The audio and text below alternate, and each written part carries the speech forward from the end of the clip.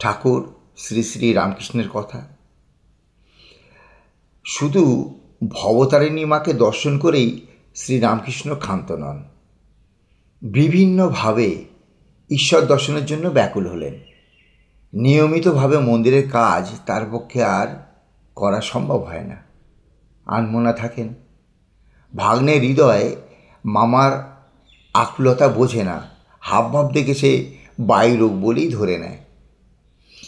মথুরবাবুর সহায়তায় চিকিৎসার জন্য জনৈক বৈদ্যের সঙ্গে যোগাযোগ করে, কিন্তু অবস্থার পরিবর্তন হলো না দেখে সে কামারপুকুরে খবর পাঠায়।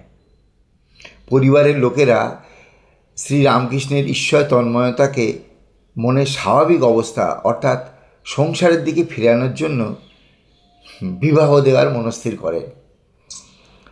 গদাধর ইতিমধ্যে কামারপুকুর এসেছেন, কিন্তু গোপনেই পাত্রী খোঁজা শুরু হয়।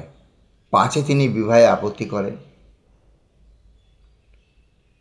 কিন্তু শ্রীরামকৃষ্ণ বিবাহে আপত্তি করলেন না। অধিকন্তু জানিয়ে দিলেন বিবাহের পাত্রী জয়রাম বাটিতে রামচন্দ্র মুখার্জির বাড়িতে কুটো বাঁধা আছে। এদিকে রামচন্দ্র মুখার্জির কুটো বাঁধা মেয়েও অতি শৈশবে শিহর গ্রামে এক কীর্তন যাত্রাগানের আসরে অঙ্গুলি নির্দেশ করে গদাধরকে পতিরূপে নির্বাচিত করে রেখেছিল।